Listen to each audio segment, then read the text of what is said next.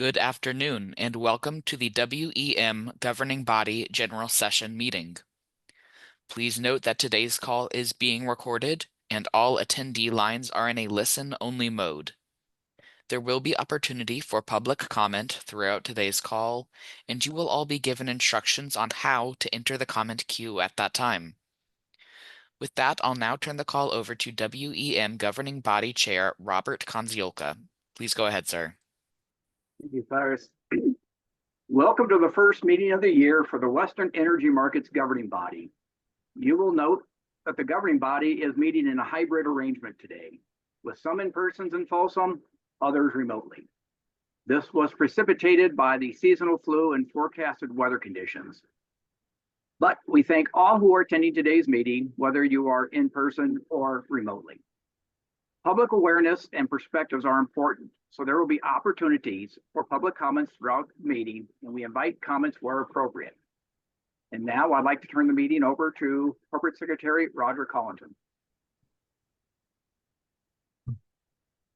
Thank you, Chair Konziolka. I had a little bit of fighting with my microphone here. It's kind of like mute and unmute, but in reality. So let me go ahead with the roll call, and we'll start with you, Chair Konziolka. Here. Vice Chair Wagner. Here. Member Campbell. Here. Member Decker. Here. And Member Prescott. Here.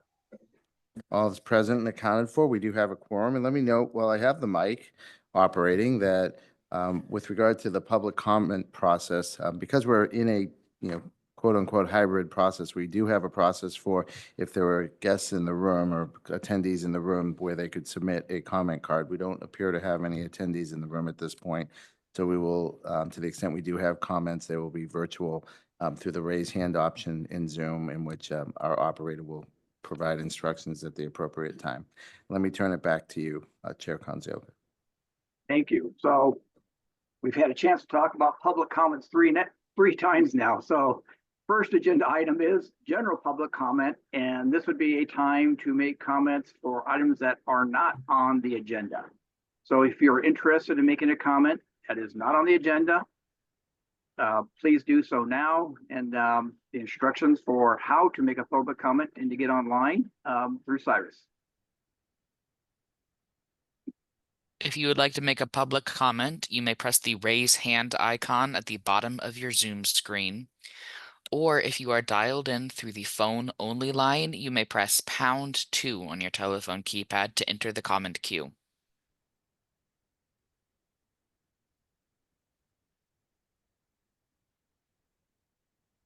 At this time, there are no hands up in the comment queue. Thank you. So we'll move on to agenda item 2, which is our decision on the November 6th, 2024 general session minutes. And with that, I turn it back over to Roger. Thank you, Chair Konziolka. May we have a motion to approve the November 6, 2024 general session minutes for the WEM governing body? So moved. Anita, second? Second. All in favor? Aye. Aye.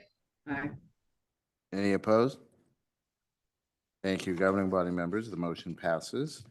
And with that, why don't I just do this for you, Rob? We'll turn this over to Elliot for our CEO remarks. Thank you, Roger. Chair Konziolka and members of the governing body, it's great to see you here for our first meeting of 2025, and it's nice to at least be able to see a couple of you in person, and to the rest, we'll take safety first, as always. And anyway, I just have a couple of brief comments today that I wanted to offer. I think we're all aware that 2025 started off with some fairly challenging conditions here in California. Really, obviously, hearts continue to go out to the folks in Southern California affected by the fires, but we have been, I think, fortunate that bulk grid through, I think, very careful coordination and communication across the state. I think the bulk grid has been able to maintain its resiliency through the challenges of the early part of the year, and also even some cold weather. I think the system has held up well. So we are going to stay vigilant, as always, on the reliability front, and continue to be looking out and anticipating any issues. But at this point, we feel like we're in good shape going to the balance of the winter. And then, of course, in just a couple months, turning our attention to summer. But just wanted to comment on that. I know we all have a shared interest in reliability. Just a couple other things. As you know, late last year, we brought before yourselves and the Board of Governors a decision around bid cost recovery modifications for storage resources. I thought that was just an outstanding example of stakeholder process where we had some great input from folks to help us craft some solutions to address some issues relative to the application of bid cost recovery rules as they do relate to storage. The decision was brought before you back on November 7th, and I'm very pleased to say that those efforts did prove fruitful. And back on January 24th, FERC issued a concise order accepting our proposed tariff revisions, noting that the proposal put forth by the ISO is reasonable and will help mitigate the magnitude of unwarranted or inflated bid cost recovery payments to storage assets. I think there was a definite recognition, in particular as noted by the Market Surveillance Committee opinion and by the comments submitted by the Department of Market Monitoring, that there is still work to be done to further refine bid cost recovery provisions as they apply to storage assets. So I'm really excited about the work that we've already convened to continue looking at these multifaceted issues around storage resources across the balance of 2025. Look forward to keeping you posted and bringing some good conclusions to that work here over the course of the next year. And just finally, I wanted just to point out, last month we submitted our revised, in December we submitted our revised 2025 corporate goals.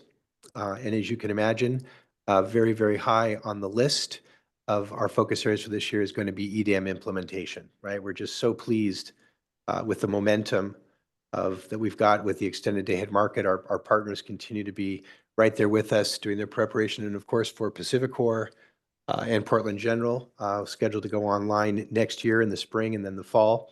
It really is an all hands on deck and just laser focus on implementation. So thanks to the teams here in the CAISO and of course at our partner utilities in doing all the hard work of rolling up their sleeves and making sure we stay on track for a successful implementation next year. So with that, I'm excited for some great content in the meeting this afternoon. Always appreciate all your work and all your support and excited for a super productive 2025.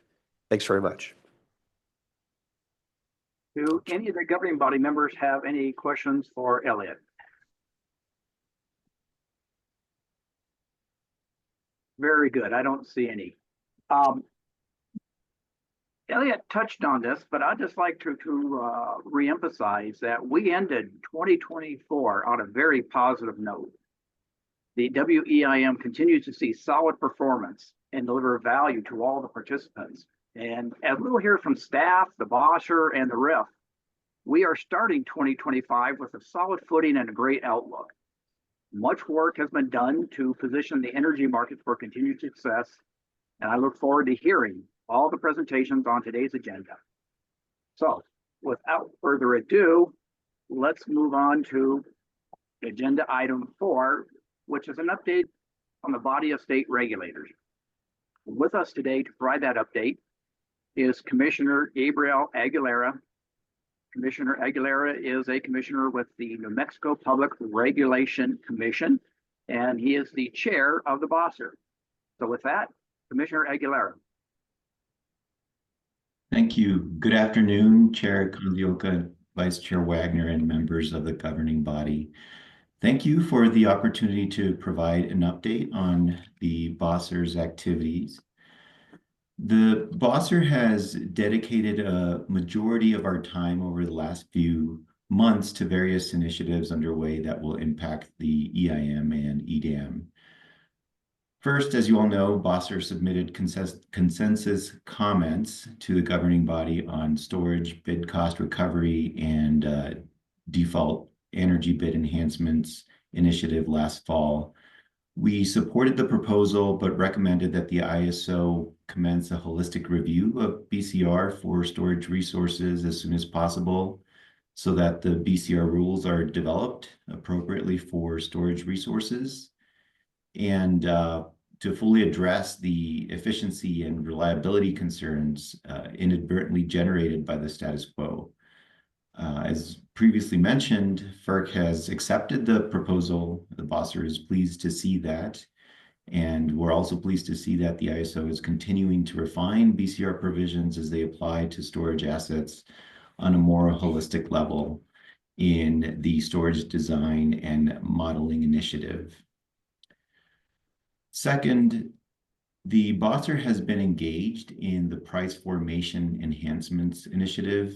At our January meeting, we invited the Department of Market Monitoring to share its perspective on fast start pricing, which is a key topic within the initiative. DMM outlined both the potential benefits and drawbacks of implementing fast start pricing in CAISO's market. The BOSSR intends to remain involved early in this working group process and looks forward to providing input when appropriate on that initiative. We are also monitoring the progress of the West-wide Governance Pathways Initiative. In the Step 2 proposal, one of BOSSR's key areas of focus was the BOSSR funding structure in the new regional organization. And we appreciate that the launch committee incorporated our feedback and concerns in the final proposal. Additionally, as the BOSSR holds a seat on the Regional Organization Formation Committee, we remain actively engaged in this next phase of the RO's development. In December, we hosted a virtual markets training for BOSSR members and invited staff. This session provided an overview of the real-time and day-ahead markets and included a deep dive into settlements, a topic of particular interest to the BOSSR members. So BOSSR is holding its monthly meeting this Friday, February 14, where we will be discussing the 2025 policy catalog process and other topics.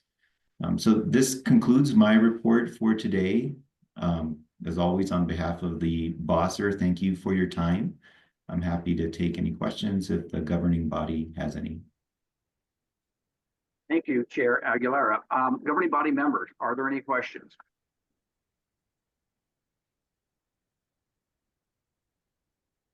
I do not see any.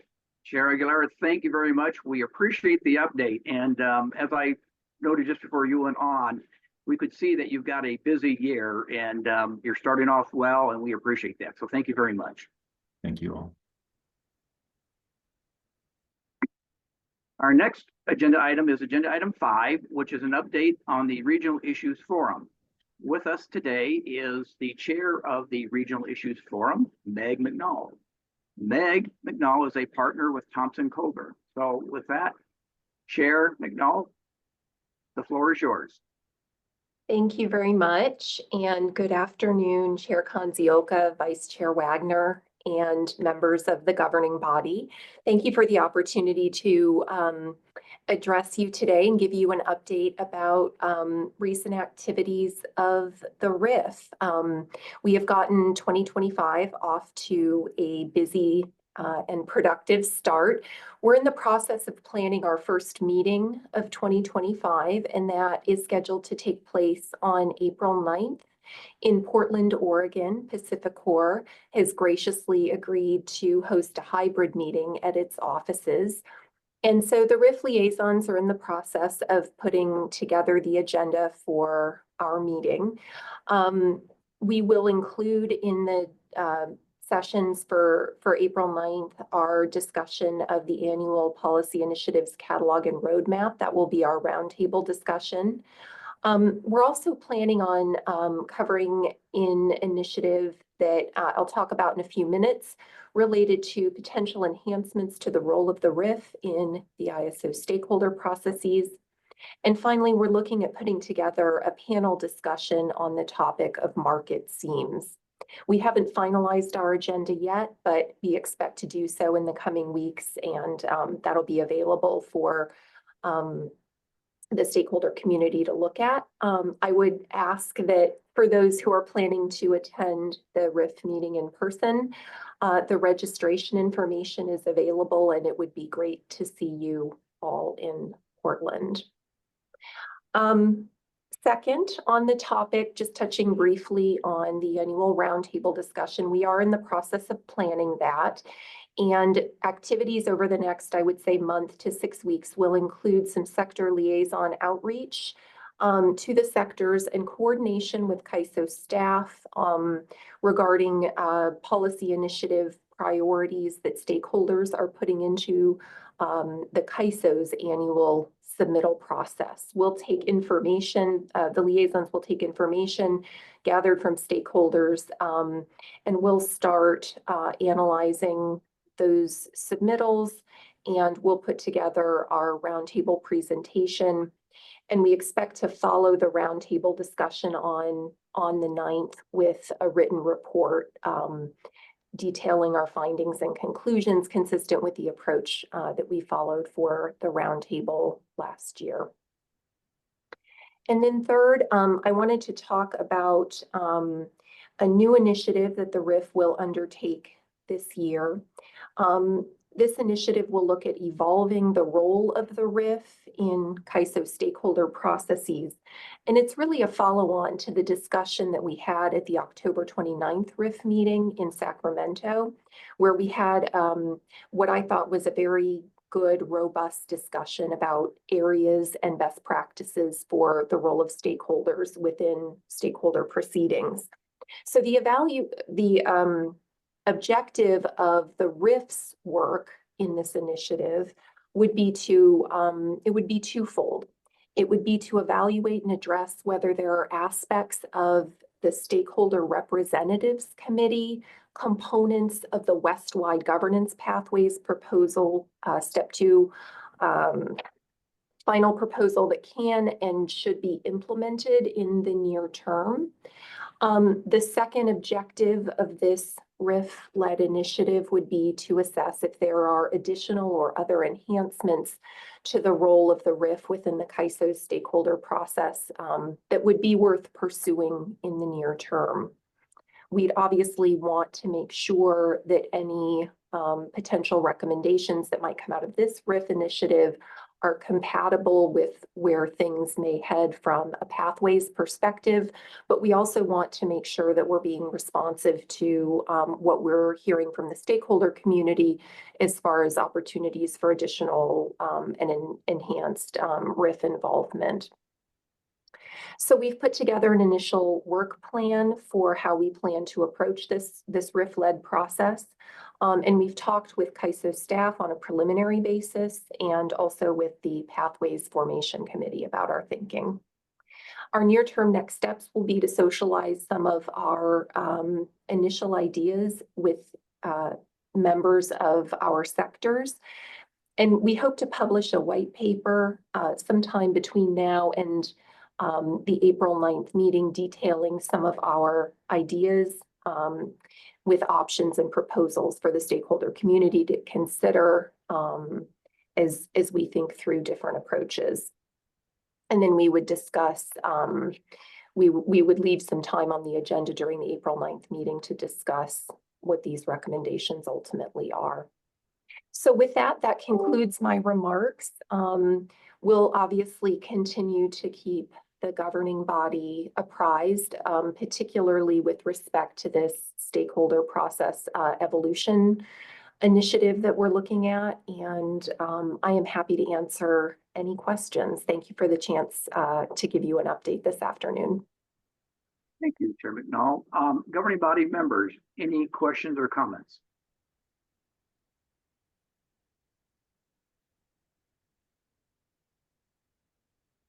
Oh, Anita, please.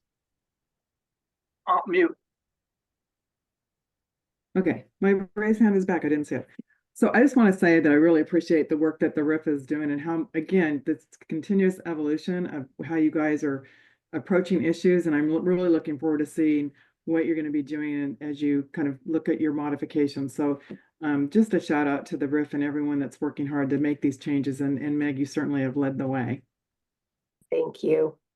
Yeah, I think it's going to be a good process. And I'd like to express my appreciation too for the CAISO staff support that we've received on this so far, and also the support of the Pathways Formation Committee.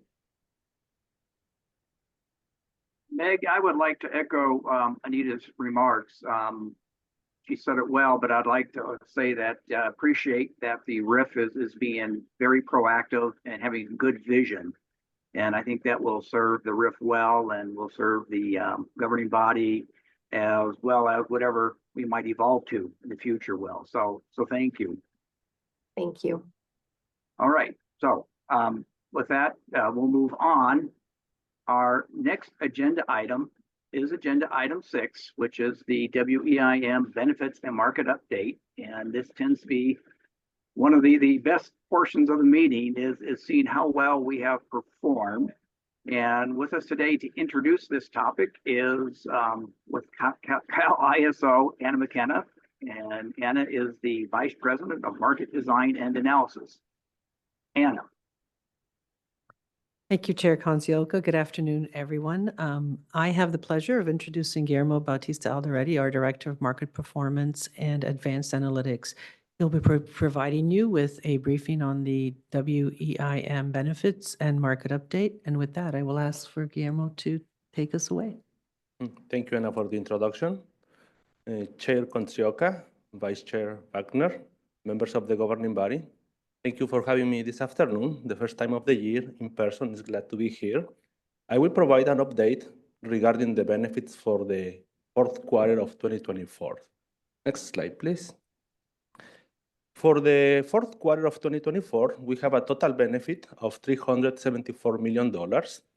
As you can see, those benefits levels change from balancing area to balancing area, from month to month, and that is just a reflection of the dynamics inherent to the real-time market.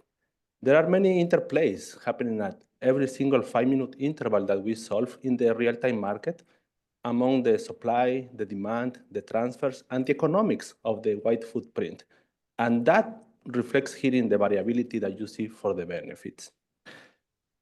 Among all these dynamics, there are 3 main components that lead to this level of benefits. The first one is the footprint that we currently have in the system. We have 23 different balancing areas with different generation mix and economics, and that on its own is going to allow us to leverage on these economics of the wide footprint. And that brings us to the second component, and that is the transfers. At the end of the day, the main driver for the benefits is the level of economic transfers that are realized among all the balancing areas. The transfers alone are not the measurement of the benefits, because then comes the third component, that is the economics, is the price differential at which the transfers are going to be realized. When there is an economic transfer happening between 2 balancing areas, there will be an economic displacement of more expensive generation. How high value that energy being displaced is measured is what really determines the magnitude of the benefits. And this is how we come with these benefits for the fourth quarter. Next slide, please. If we take the fourth quarter of $374 million, we are at a total of $6.62 billion since the inception of the Western Energy Imbalance Market back to 2014. And as we have introduced and integrated more and more balancing areas, you can see the explosive growth of the magnitude of the benefits that we have for the last 3 years. This is a testament of the effectiveness and efficiency of a centralized market, such as the Western Energy Imbalance Market, to realize all the economic possibilities out there through the economic transfers possible through the system. Next slide, please. Talking more about the transfers, given all these 23 different balancing areas, there is an endless number of possibilities how the power can move between any 2 balancing areas. They don't need to be adjacent, and that is the power of having a centralized market. There are 2 illustrations here. The first one on the left is a flow stream that shows you all the possible permutations of the transfers that happened during the fourth quarter. On the left-hand side, we have the areas where the power was coming from, and on the right-hand side, the areas where the power was going in. And the thickness of the stream flow stands for the volume of the transfers. Each single stream basically represents a path of transfers that were realized through the quarter of 2024. And on the right-hand side, we have the total volumes of the transfers by balancing area, either import or exports, and you can see how dynamic it is. Basically, every single area has both imports and exports, and that is really the effectiveness of having this centralized market. Next slide, please. We can look back into the bigger picture, and this shows you the evolution of the transfers since we have implemented the market.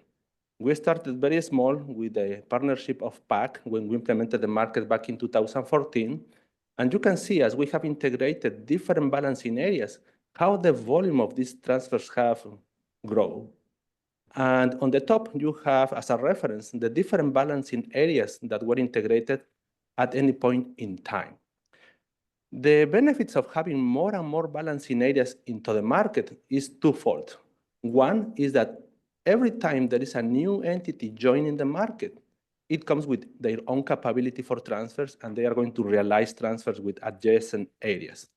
But there is a secondary effect, and that is they also enable additional transfers among existing areas. And that is really a compounding effect that shows you how quickly the transfers have realized over the years. Next slide, please. Lastly, let me just refer to the prices. The prices are also a good reflection of the dynamics of the market. We typically report the last quarter, in this case, the fourth quarter of 2024. This is the time of the year when we are basically entering into the winter conditions. Prices tend to be moderate. You can see that there is some variation among the different balancing areas, and that has to do with the dynamics, the local conditions of each balancing area. I can point, for instance, when you see some greater variation for the month of October, that typically happened around the first days of the month, and it is when we were dealing with potential impacts of fires, there was congestion in the system, and that naturally creates some price separation. In addition to the prices of each balancing area of the market, there are some markers at the top reflecting as a reference bilateral prices external to the CAISO market. Prices in the Mid-Sea area to reflect the dynamics of the Pacific Northwest, prices in the Palo Verde area to reflect the dynamics of the Desert Southwest. And for this quarter specifically, you can see that both the EIM prices and the bilateral prices track relatively close. That's all what I have for my briefing. I will be glad to take any questions you may have. Guillermo, thank you for this presentation. As usual, it is terrific information to see. I appreciate your explanations. My compliments on slide 14, the addition of the numbers. I was always manually doing that myself. This makes it much easier for me to figure out, where those line up, and especially for someone like me who is color challenged. So let me go to the governing body members to see if they have any questions. And I do not see any questions from the governing body members. So at this point, we will then go to public comment. Silas, if we can go and see if there's anybody from the public who would like to make a comment. If you would like to make a public comment, you can press the raise hand icon at the bottom of your Zoom screen, or if you are dialed in through our phone line, you may press #2 on your phone to enter the comment queue.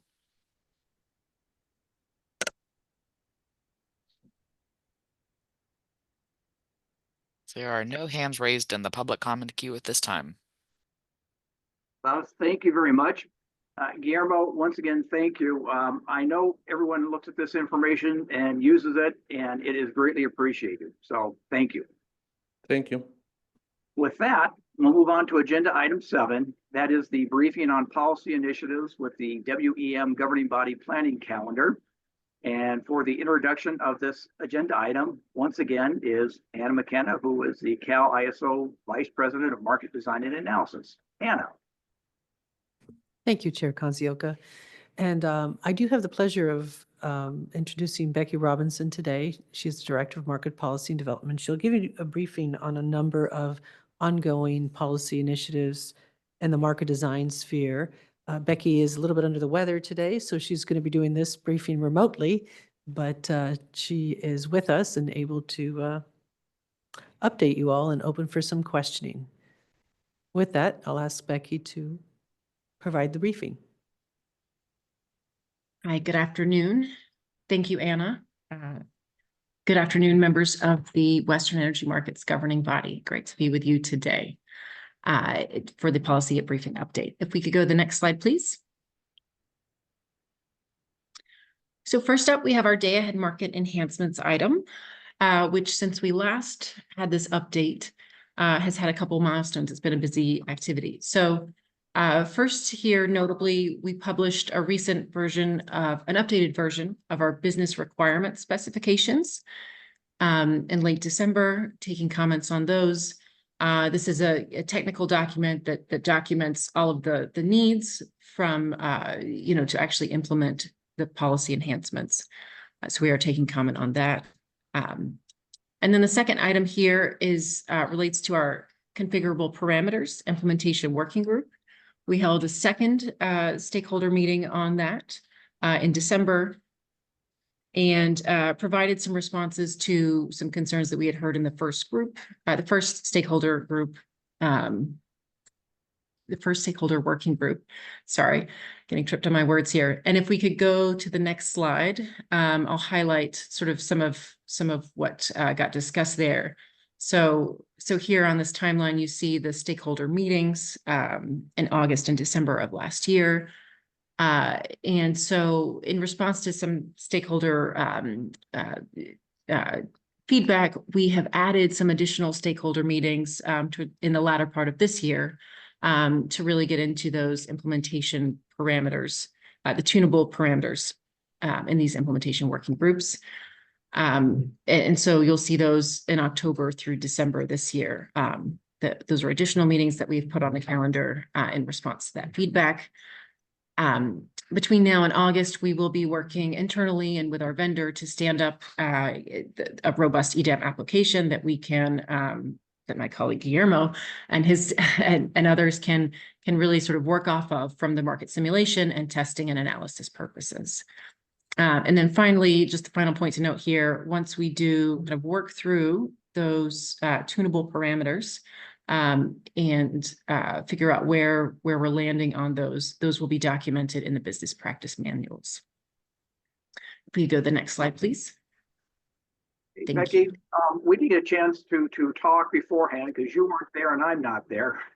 How about if we just check with the governing body members on each topic as we go through so we don't have to go back? So just a quick check if any of the governing body members have questions or comments on the DAME implementation. Okay, seeing none, please proceed. Sorry about that.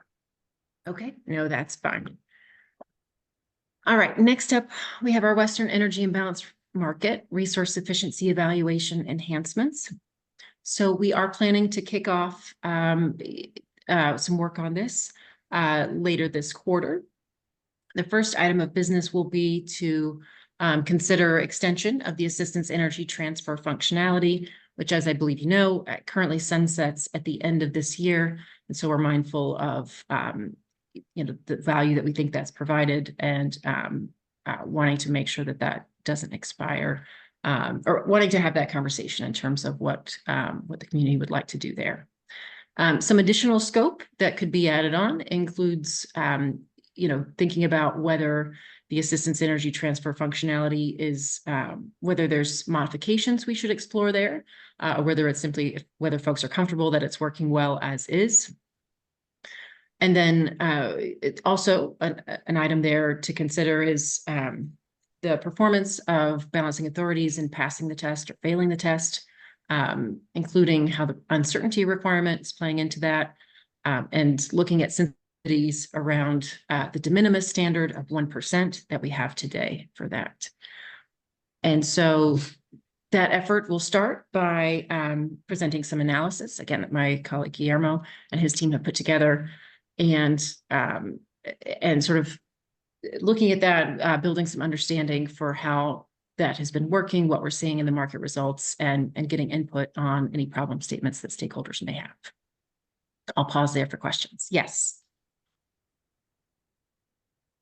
So Go ahead. Becky, this is one, okay, I haven't heard any complaints, and not that I would necessarily hear them, but I've only seen like positive comments about the assistance energy, and we've seen more people use assistance energy.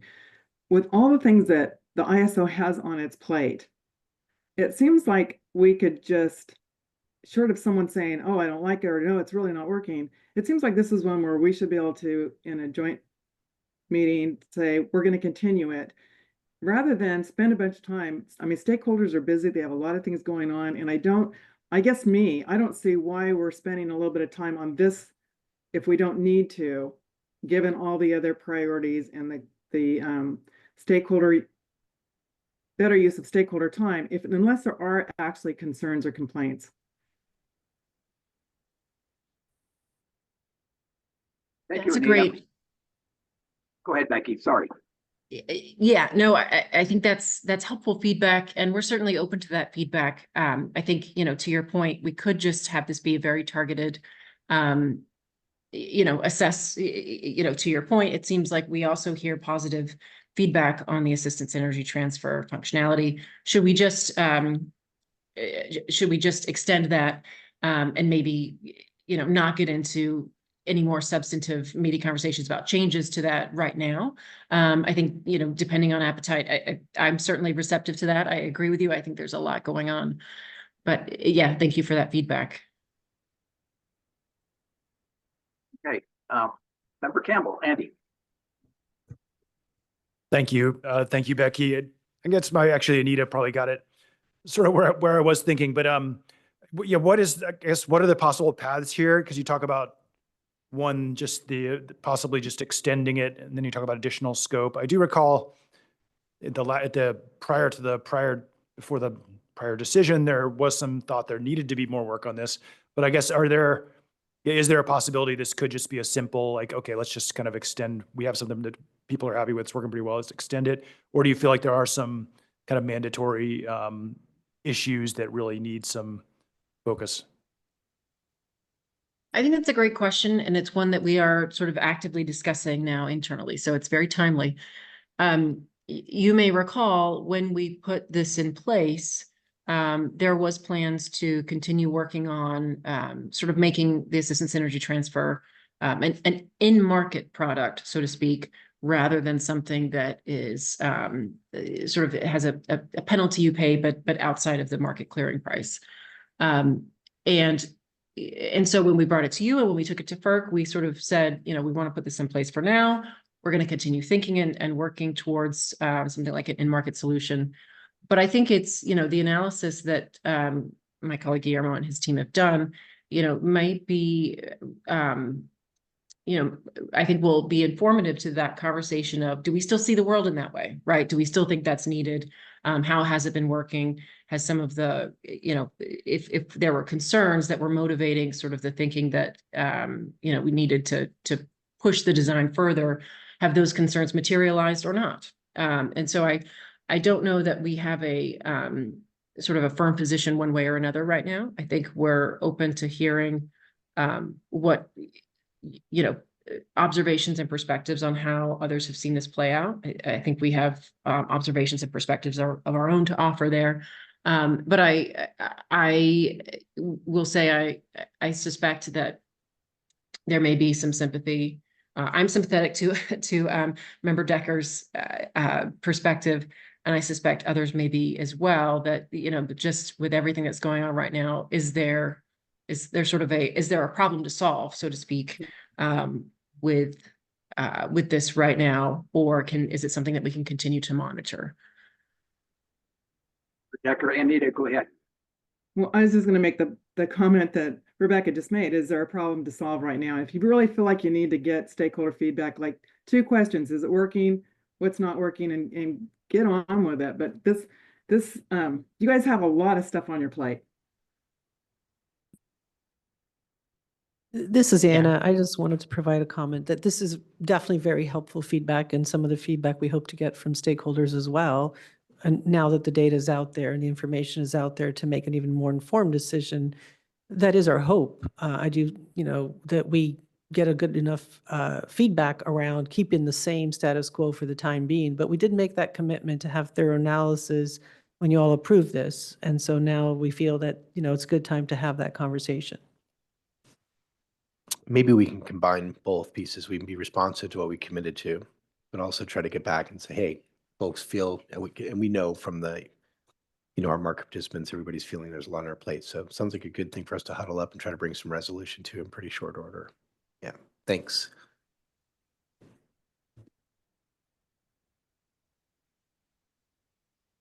All right, great. Thank you for that. All right, next up, price formation enhancements. So these policy development working groups are continuing, working towards developing proposals on 3 big umbrella topics: scarcity pricing, fast start pricing, and BA level market power mitigation. This is one of our more intensive working groups, so they're meeting just about every week on one of these topics.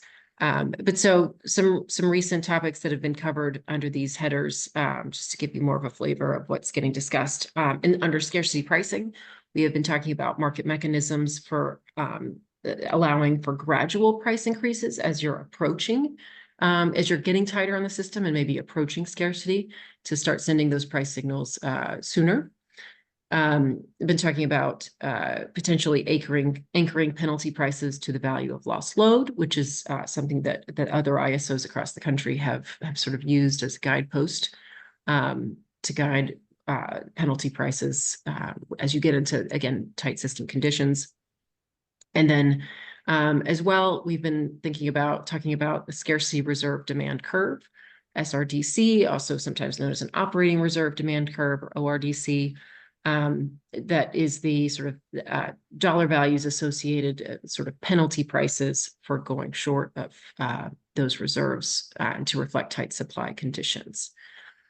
Under fast start pricing, we've recently had both PJM and the Mid-Continent ISO staff and their respective market monitors give presentations to the working group.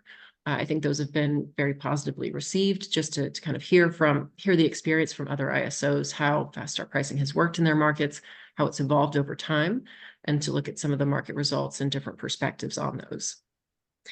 And then the third topic of BA level market power mitigation, we have been talking about, in addition to the grouping approach of grouping BAs together to evaluate them for the potential exercise of market power, also thinking about what if we were to tailor our practices there to consider mitigating only pivotal suppliers, or for there to be an impact threshold that price separation would need to rise to before market power mitigation would kick in. So just a little bit of flavor of what's getting discussed there. That group is working towards aiming for a straw proposal on all of these topics in the May timeframe this year. So again, a lot of work going on, a lot of concepts being discussed and worked through with stakeholders. And then in other news on price formation enhancements, that bottom bullet, we did want to follow up. You may recall with the FERC Order 831 item that we brought for approval last May, related to the bidding above the soft offer cap, which was especially relevant for storage, battery storage, and hydro resources. There was a separate but related item related to the maximum import bid price, which is how we sort of translate from 16-hour block peak prices at the hubs, how we translate that, break that down into hourly values for translating it to our markets. There was an enhancement we wanted to do to the hourly shaping factor that does that work. And that did go into place successfully last November, which I think is right after the last policy update we had. So a little bit old news now, but since we last had this policy briefing. So with that, I'll pause for questions on price formation enhancements. Yeah, we have a question or comment from Member Decker. Anita, go ahead.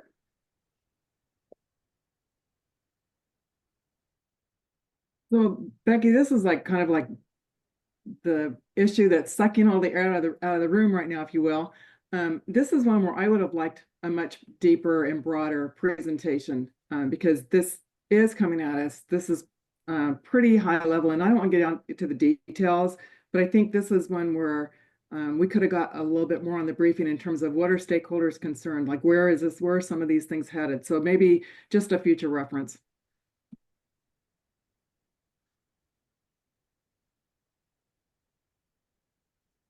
Okay, thank you for that feedback. That is helpful, and that's certainly something that we can try and provide. So we can bring some more detail next time we do this, or we'll follow up too to see how best to kind of provide more of a detailed briefing here. But I agree with you. There's a lot here. In a way, it's almost like 3 separate initiatives, but certainly appreciate that feedback, and we can try and be responsive to that. Yeah, I've got a clarification question for you, and you somewhat answered it, but I just want to go a little bit deeper.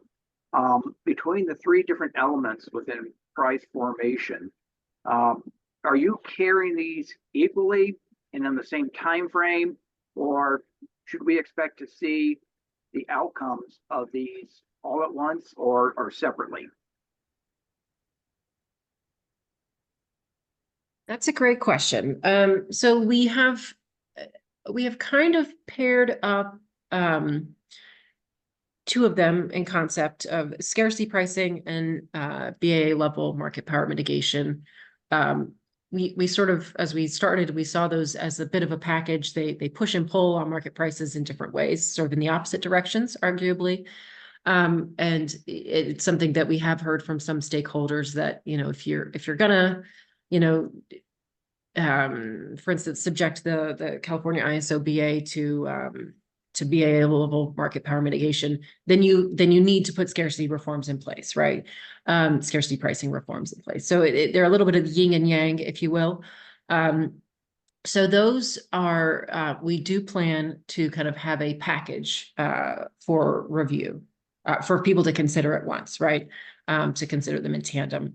Fast start pricing is one where initially we had, you may recall, a bit of a longer timeline in terms of working through the issues on fast start pricing and considering that addition to our market.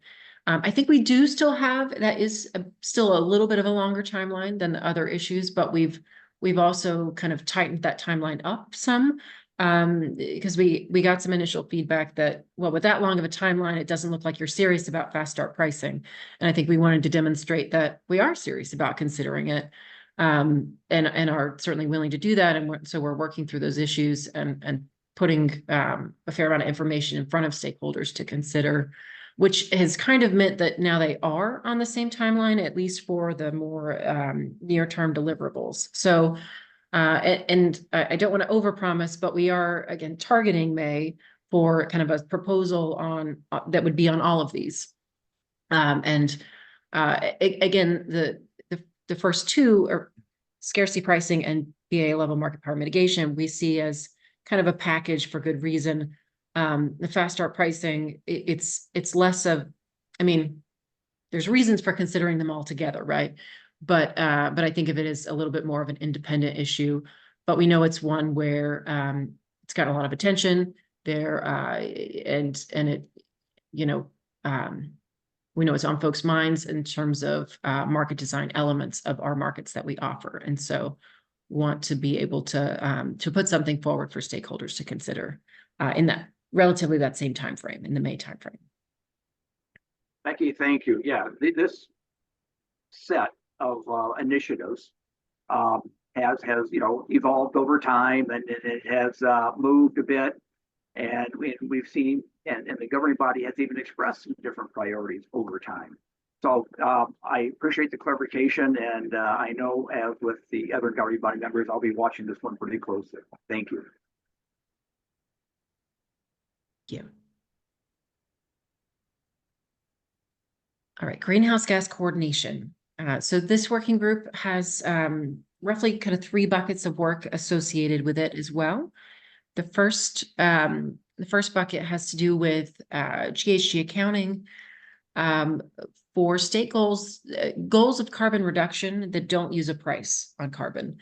And so since we last had a policy briefing update, that working group has published an issue paper, really kind of scoping out what's at play in this accounting and reporting approach that stakeholders have introduced and supported and see as helpful and as a means to comply with some of these state goals.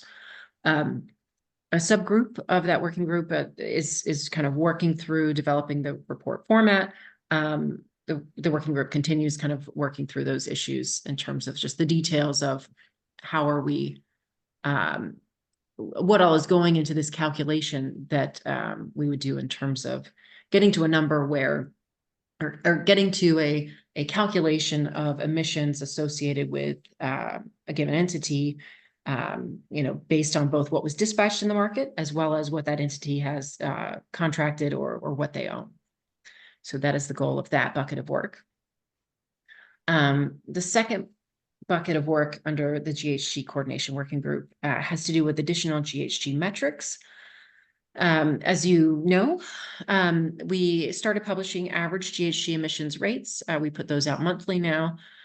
We anticipate there may be some additional metrics reports that become available through this accounting and reporting approach that we just talked about.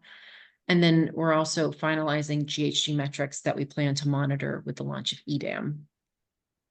And then finally, the third bucket of work is continuing to review the GHG design, both the energy imbalance market and the extended day ahead market, just to promote better understanding and talking through the dynamics of that. And with that, I'll pause to see if there's any questions on GHG.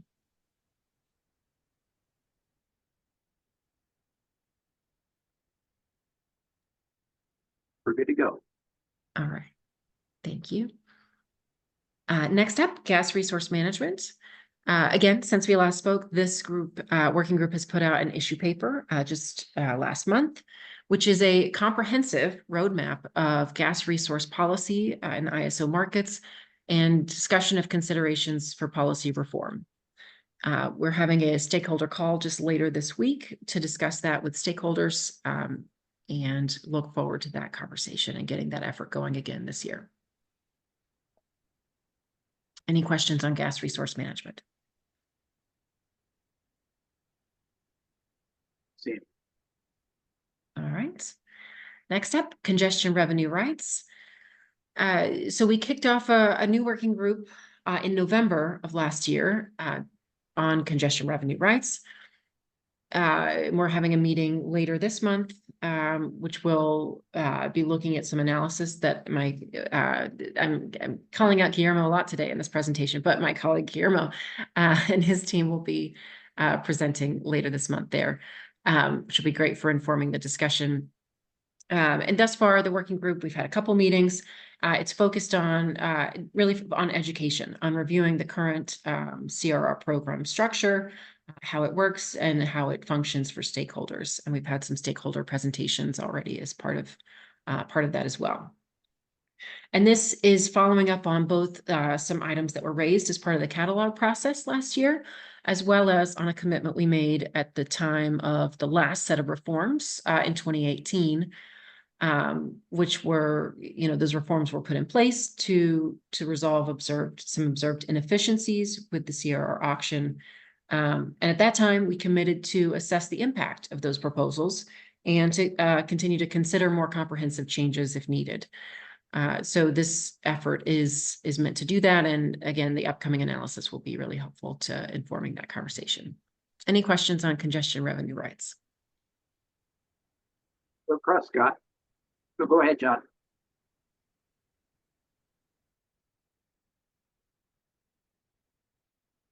John, you're currently muted.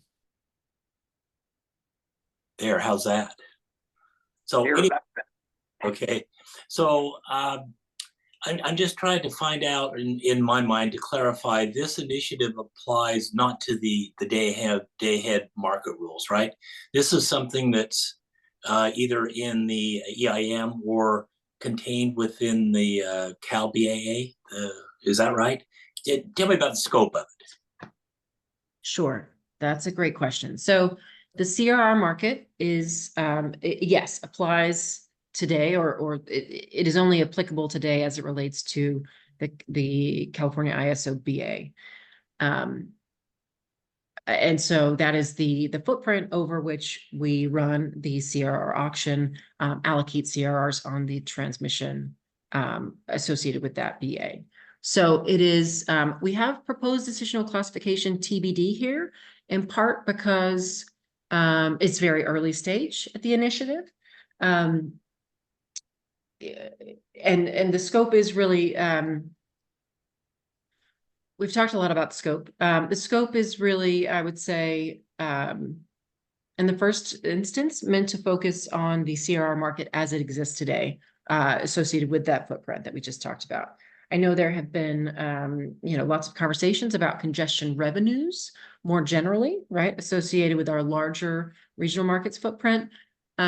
We have not explicitly teed up anything related to that broader congestion revenue conversation as in scope for this effort. But again, we are kind of also asking stakeholders, to help us scope this initiative. And I don't think it's been, I don't think that's something that we're hearing as of yet, but I will say we do see broad regional participation listening in to this initiative, right? I think, and maybe that just goes along with the, the focus so far on, it has been educational focus. So it's been a good way to learn more about CRRs, if you're interested in doing so. So I guess it'd be safe to say that the work going on here may have broader applications going forward, right? In other words, if the EDAM maybe wants to use this for a particular allocation, the work here could be applied to that. I think that's a fair read. If I was in the room, I'd be looking at Anna to see if she wanted to add anything here. Again, I think if we were to take Anna, would you like to add on that? Well, I think that's a really good question, and one that we asked ourselves as we started this engagement. A lot of this current CR market design stuff comes out of our continued effort to evaluate the performance of the system as it applies to the CAISO. But to your question, can some of this be used for future design models that look at financial rights across other systems? I think some of these questions we're looking at here are definitely informative as to how these instruments work and the challenges that you may have in the forward release processes and reconciling those with congestion that actually accrues in the day-ahead market.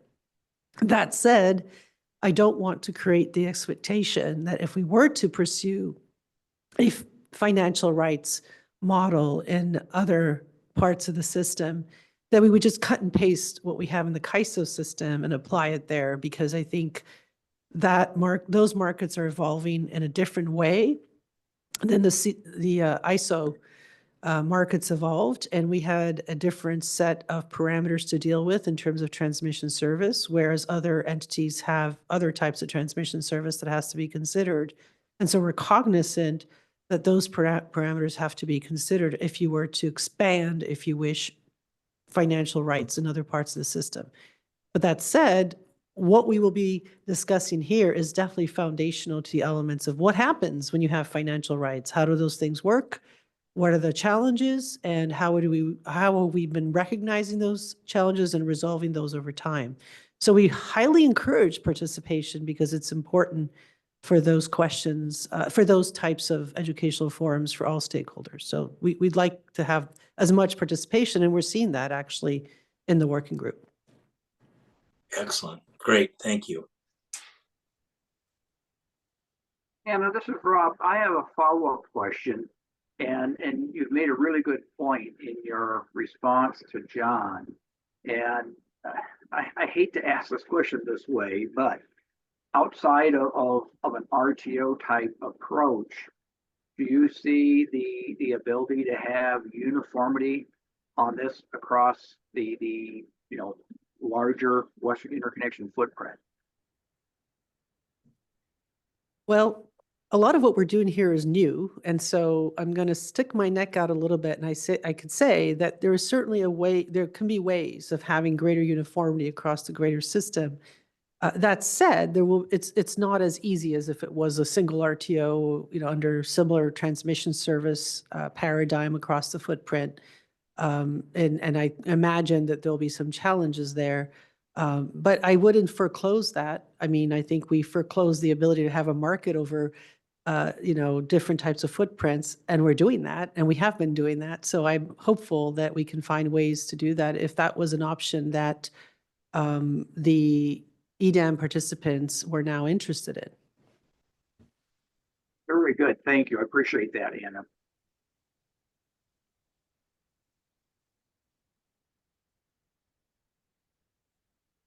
All right, next up, our Demand and Distributed Energy Market Integration Working Group.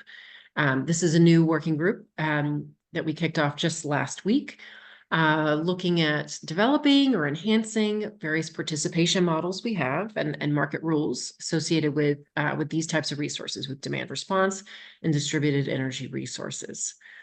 So this is sort of starting from a number of submissions we got through the catalog process last year, as well as sort of giving opportunity for stakeholders to offer additional ideas in terms of what should be in scope.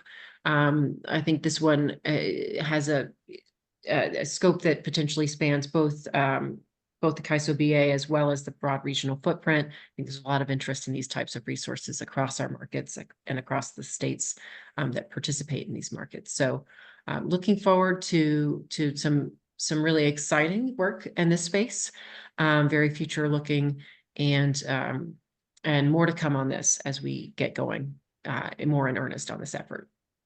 Any questions here?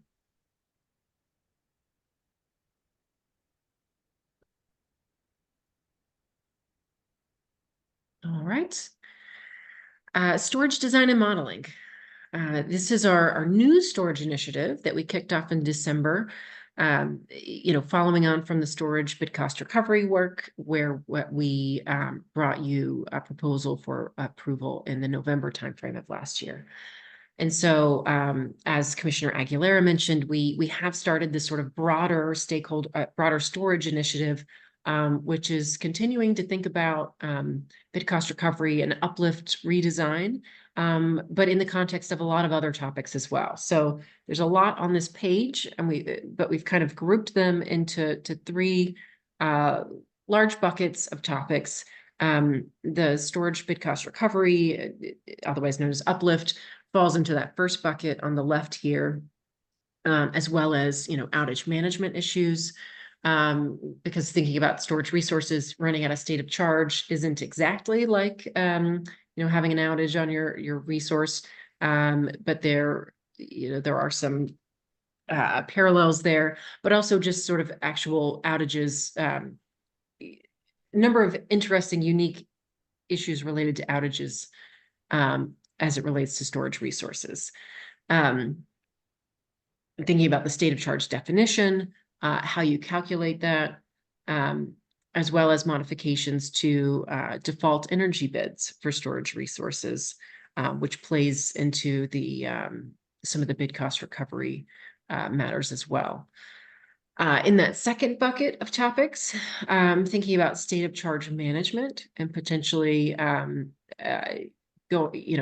moving to a market model where storage resources can bid their state of charge rather than just sort of a PMAX output, if you will.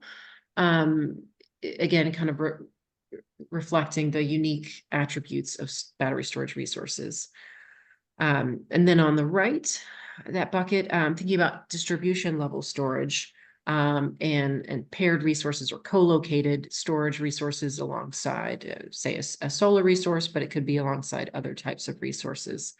So thinking about those co-located and hybrid resource, unique aspects to those types of projects.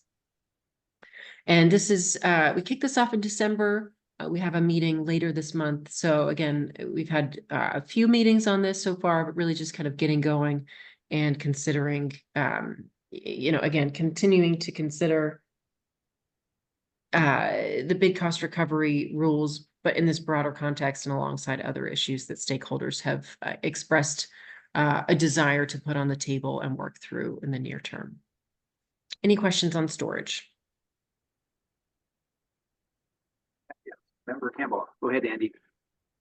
Thanks, Becky. I have a question. Understandably, there's a lot of on your plate on this one right now. You're looking broadly at a lot of different issues.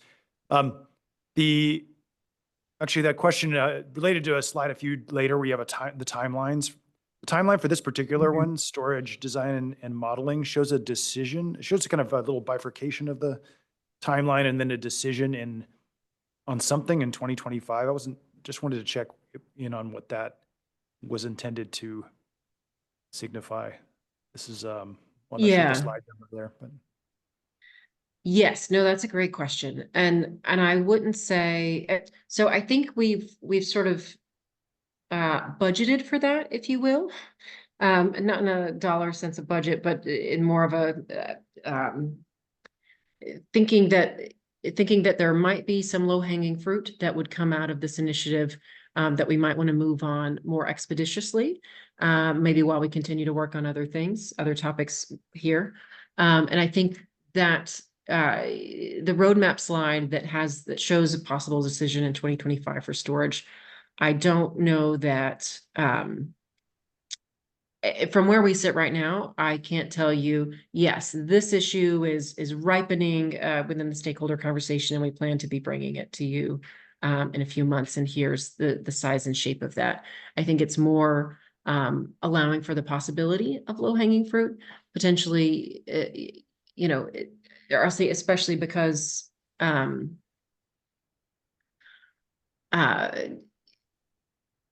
we know, well,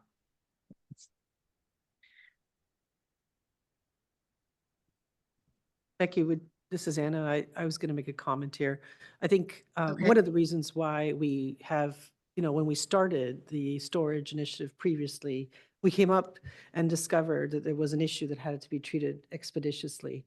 And I think what we were trying to do here is, again, make sure that if we needed to do that, we had the time and space. And by budget, we mean resources, people, as well as stakeholders being informed that if there needs to be anything that has to be, fast-tracked across the process, we're ready to do so. And that's what that is trying to indicate. There may be something that, either we discover or stakeholders bring up through this process, and we'll be ready to deploy on that. And that's why that roadmap is indicating that time frame. Thank you.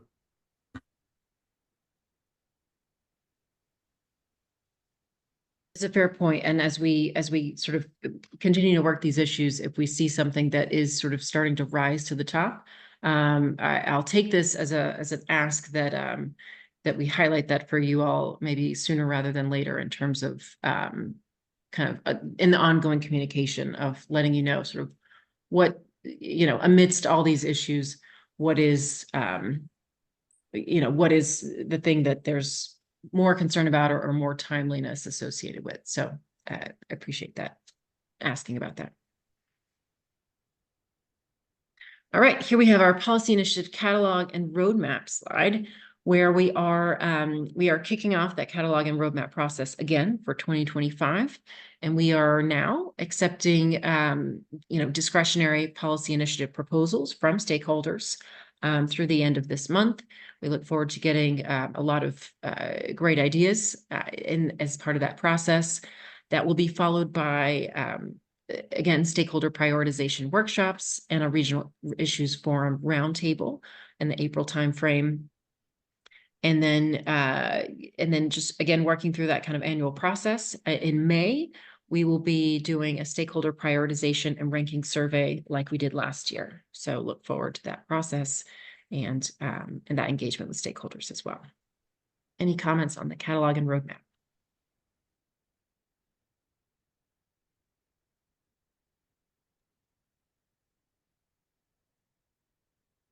All right.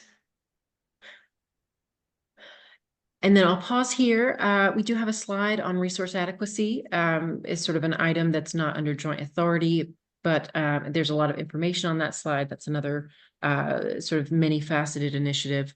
But maybe I'll ask if there's any questions on that or on anything else in the presentation today.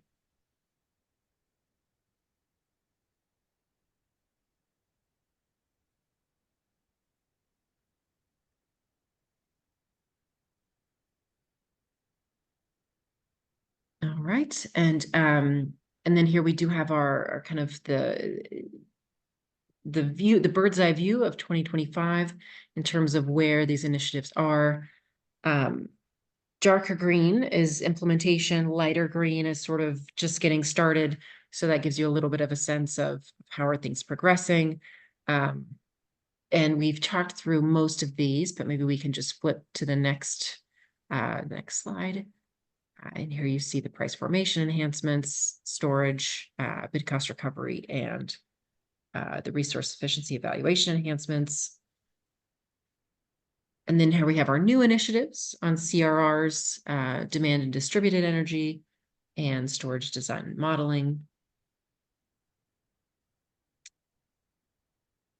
And then is there one more, or is this the last?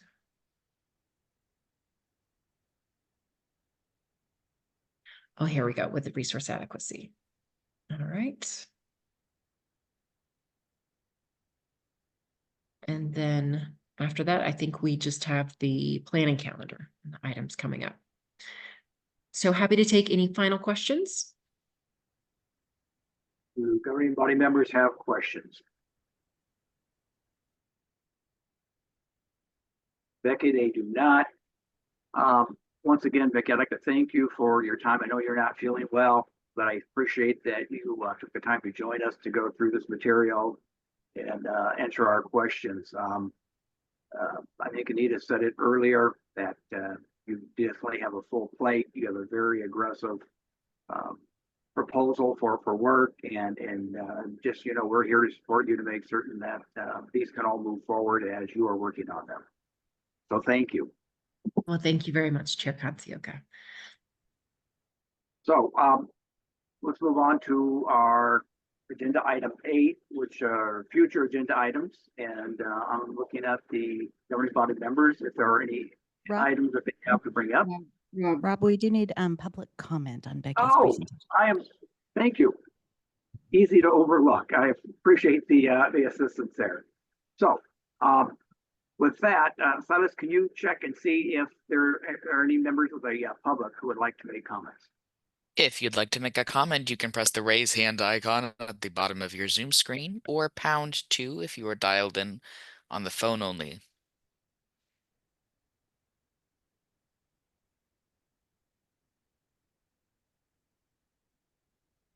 We do not have any hands up in the public comment queue at this time. Thank you very much.